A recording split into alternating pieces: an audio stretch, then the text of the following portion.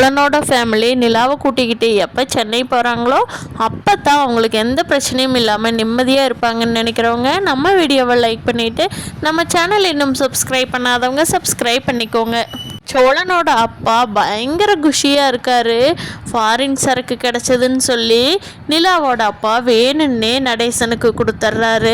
அவர் கொடுத்துட்டு பிரச்சனை பண்ணினா தான் இவனுங்களெல்லாம் அசிங்கப்படுத்த முடியும் அப்படின்னு நினச்சிக்கிட்டு, சம்மந்தி உங்களுக்கு கல்யாணத்தில் எது பிடிக்கும்னு எனக்கு தெரியும், வாங்க பசங்கள்லாம் பார்த்துக்குவாங்க, நான் உங்களுக்கு ஒரு ஸ்பெஷல் கிஃப்ட் கொடுக்குறேங்க சம்மந்தி வாங்க அப்படின்னு சொல்லவும், இவர் இப்படிப்பட்ட ஆளெல்லாம் இல்லையே, நம்மளை எதுக்கு கூட்டிகிட்டு போகிறாரு அப்படின்னு சொல்லி நடேசனும் தேகத்தோடையே பின்னாடி போகிறாங்க. அங்கே போனால் நிலாவோட அப்பா ஃபாரின் சரக்குங்க சம்மந்தி இந்தாங்க அப்படின்னு எடுத்து கொடுக்கவும் நடேசனுக்கு மனசு மாறிடுச்சு. ஓ உண்மையிலேயே நம்ம பையனை நிலா கல்யாணம் பண்ணிக்கங்காட்டி நம்மளை சம்மந்தியாக நினச்சிட்டாரு போல், நல்லவர் தான் நாட்டிருக்கு, நம்ம தான் சந்தேகப்பட்டோமோ அப்படின்னு சொல்லி நடேசன் எப்படி இருந்தாரோ அதுக்கு ஆப்போசிட்டாக மனசை மாற்றிக்கிட்டாரு. அவர் கொடுத்தோடனே சம்மந்தி நீங்கள் என்ஜாய் பண்ணிட்டு வாங்க, நான் வெளியில் போய் கல்யாண வேலையெல்லாம் பார்க்குறேன் அப்படிங்கிறாங்க. இந்தாங்க சம்மந்தி நீங்கள் ஒரு பைக்கு போட்டு போங்க அப்படிங்க. ஐயோ கல்யாண வேலையெல்லாம் 1008 வேலை கிடக்குங்க சம்மந்தி, நீங்கள் கெஸ்ட்டு, நீங்கள் பிரச்சனை இல்லை, என்ஜாய் பண்ணலாம், நான் தானே இங்கே ஏற்பாடு பண்ணியிருக்கேன், நான் அப்படி இருக்க முடியாது இல்லையா, உங்கள் ஃபீலிங்ஸ் எனக்கு புரியுங்க சம்மந்தி அப்படின்னு சொல்லிட்டு நடேசன் கிட்ட நிலாவோட அப்பா சொல்லிட்டு வெளியே போயிடுறாரு. அப்போது இங்கே நடேசன் செம்ம என்ஜாய் பண்ணிகிட்ருக்காரு. வெளியில் பாண்டி ஒரு வேலை, பல்லவன் ஒரு வேலை, சேரன் அண்ணா ஒரு வேலை, எல்லாருமே பார்த்துட்டு இப்போ தான் ஃபோட்டோ எடுக்கலான்னு சொல்லி ஸ்டேஜுக்கு நின்றுட்டுருக்காங்க. ஆனாலும் அப்போது நிலாவோட அப்பா ஒருத்தராக அவங்க ரிலேஷனையே கூட்டிகிட்டு வந்து எடுக்க வச்சிட்ருக்காரு. இவங்கெல்லாம் ஓரமாக நின்றுட்டுருக்காங்க. அப்போது நிலா தான், அண்ணா வாங்க அங்கேயே நிற்காதீங்க, யாரோ ஒருத்தர் வந்துகிட்டே தான் இருப்பாங்க ஃபோட்டோ எடுக்கிறதுக்கு, வாங்கண்ணா அப்படின்னு கூப்பிடும். இல்லைப்பா அவங்கெல்லாம் பெரிய பெரிய ஆளுங்க, அவங்களாம் வேலைக்கு எடுத்துகிட்டு வந்திருப்பாங்கப்பா, அவங்களாம் எடுத்துகிட்டு போகட்டும், நாங்கள் அப்புறம் வர்றேன் நிலா, அப்புறமா எடுத்துக்கிறோன்னு கைச்சாடை காட்டிக்கிட்டு ஓரமாக நின்றுட்டுருக்காரு. நிலாவும் கூப்பிட்டு பார்த்துட்டு சோழன் நிலா 2 பேருமே கூப்பிட்டு பார்த்துட்டு அமைதியாகிடுறாங்க. அப்போது கார்த்திகா நம்ம வானதி எல்லாத்தையுமே நிலாவும் சோழனும் வாங்க ஃபோட்டோ எடுத்துக்கலாம், எடுத்துக்கிட்டு சாப்பிட போகலாம் வாங்கன்னு கூப்பிட்றாங்க. அப்போ அவங்கெல்லாம் எந்திரிச்சு வர்றப்போ கரெக்டாக நிலாவோட அப்பா வேற ஒருத்தர் கூட்டிகிட்டு வந்துடுறாங்க ஃபோட்டோ எடுக்கிறதுக்காக.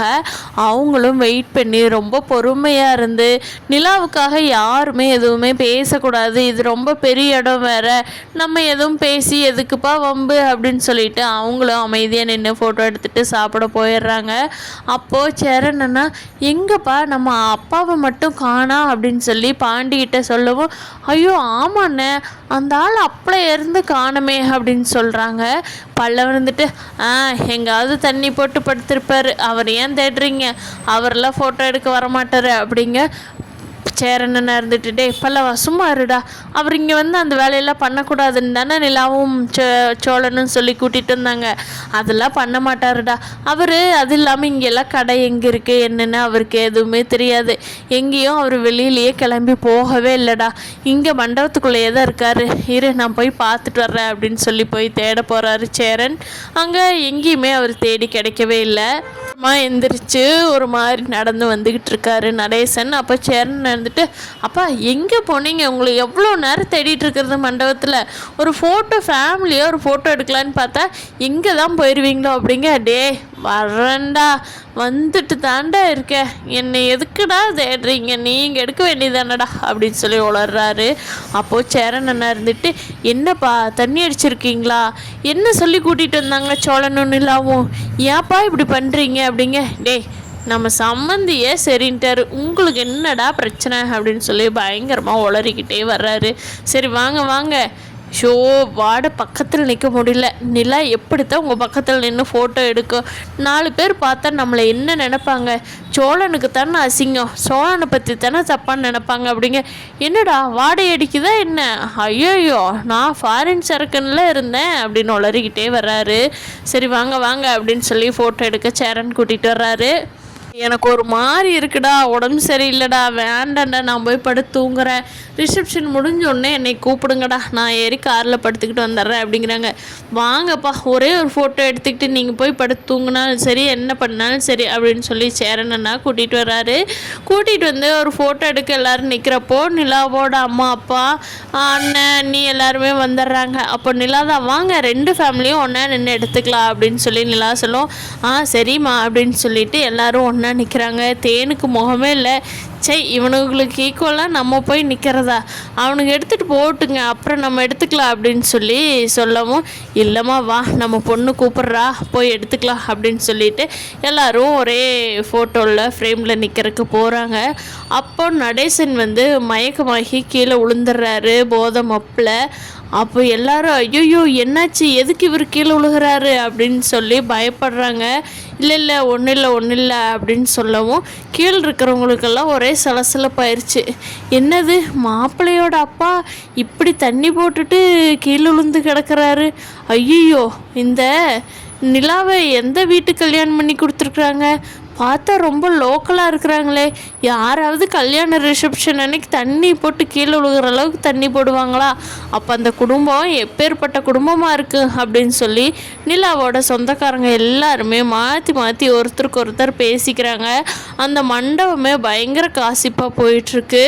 அப்போது நிலாவோட அம்மாவும் அப்பாவும் நிலா கிட்ட சொல்கிறாங்க, ஏன் நிலா எங்களை இப்படி வந்து அசிங்கப்படுத்தணுமா, அந்த ஆள் கம்முன்னு இருக்க சொல்ல முடியாத உன்னால், ஏன் நீயே பாரு, நாங்கள் சொன்னாதான் நாங்கள் பணம் இருக்குது வசதி இருக்குதுன்னு அவங்கள குத்தி காட்டுறோன்னு சொல்லுவீல்ல, இப்போ பாரு நிலா நம்ம கெஸ்ட்டு யாராவது இப்படி அன்டீசெண்டாக பிஹேவ் பண்ணுறாங்களா பாரு நீயே அப்படின்னு சொல்லவும் நிலாவுக்குமே கோவம் வந்துடுது. என்ன சோழன் இப்படி பண்ணுறாரு, ஐயோ உங்கள் அப்பாவை தயவு செஞ்சு என்ன பண்ணுறதுன்னு தெரியல, அங்கிள் நம்ம சொல்லி தானே கூட்டிகிட்டு வந்தோம், ஏன் இப்படி நம்மளை அசிங்கப்படுத்தணும்னே இருக்கிறாரா அப்படின்னு சொல்லவும் சோழனும் எனக்கு பதில் சொல்ல தெரியாமல், நிலா நானும் உங்களோட தானே நிலா இருக்கேன், இந்த ஆளுக்கு யார் வாங்கி கொடுத்தாங்கன்னே தெரியல, இந்த ஆளே போய் வாங்கிட்டு வந்திருப்பான் அப்படின்னு சொல்லி சோழனுக்கு கோவம் வந்துடுது. சேரனும் பாண்டி பல்லவன் 3 பேர் சேர்ந்து அவரை தூக்கிட்டு போய் ரூமில் போய் படுக்க வச்சிடுறாங்க. அப்போது ஒருத்தர் பேசிக்கிறாங்க கூட்டத்தில் இருக்கிறவங்கெல்லாம், என்னப்பா அது மாப்பிள்ளை வீடு இப்படி இருக்குது அப்படின்னு சொல்லி நிலாவோட அப்பாட்ட வந்து கேட்குறாங்க. என்னப்பா நீ எவ்வளோ பெரிய ஆள், பிஸ்னஸில் பெரிய ஆள், ஃபாரின் மாப்பிள்ளைக்கு நிலாவை கல்யாணம் பண்ணி கொடுப்பின்னு நினச்சா தண்ணி ஓட்டுழுகிற அவரோட பையனுக்கு கல்யாணம் பண்ணி கொடுத்துருக்குறியப்பா, பையனாவது ஒழுக்கமாக இருக்குப்பா, அப்படியா சம்மந்தி தான் பயங்கரமாக சூப்பர் சம்மந்தியாக இருக்கார், மருமகனாவது ஒழுக்கமான பையனாப்பா அப்படின்னு சொல்லி ஒருத்தருக்கு ஒருத்தர் பேசிக்கிட்டு நிலாவோட அம்மா அப்பாவையும் வந்து ஓப்பனாகவே பேசி கொஞ்சம் அசிங்கப்படுத்திட்டு போயிடுறாங்க. தேனுக்கு பயங்கர கோவம் வந்துடுது. ஏன் நிலா எங்களை அசிங்கப்படுத்தணும், சென்னையிலிருந்து கிளம்பி வந்தீங்களா என்ன, இந்த சோழனாவது குடிகாரன் இல்லாமல் அமைதியாக இருப்பானா, உன்னை வச்சு பார்த்துக்குவானா நிலா அப்படிங்கும். அம்மா எனக்கு அந்த குடும்பத்தை பற்றி தெரியும், நீங்கள் யாரும் எதுவும் பேச வேண்டாம், நான் இப்போவே இந்த மண்டபத்தை விட்டு கிளம்புறேன், இவ்வளோ அசிங்கப்படுத்தினதுக்கப்புறம் யார் இங்கே இருக்கக்கூடாது அப்படின்னு சொல்லி நிலா சோழனை கூட்டிக்கிட்டு அவங்க ஃபேமிலி எல்லாத்தையுமே கூட்டிக்கிட்டு மண்டபத்தை விட்டு எல்லாத்தையும் கூட்டிக்கிட்டு வெளியே போகும்போது, இந்த ஃபேமிலியில் நான் சந்தோஷமாக தான் வாழுவேன், நீங்கள் ஒன்றும் என்னை பார்க்க வேண்டாம், இதுக்காகத்தான் இந்த ரிசப்ஷனே வேண்டாம் அப்படின்னு சொல்லிட்டு எல்லாத்தையும் கூட்டிக்கிட்டு நிலா கிளம்பி போகிறாங்க. இப்படி தான் நடக்கும்னு நான் நினைக்கிறேன் ஃப்ரெண்ட்ஸ். நீங்கள் என்ன நினைக்கிறீங்கன்னு கீழே கமெண்ட் பண்ணுங்கள். தேங்க்யூ.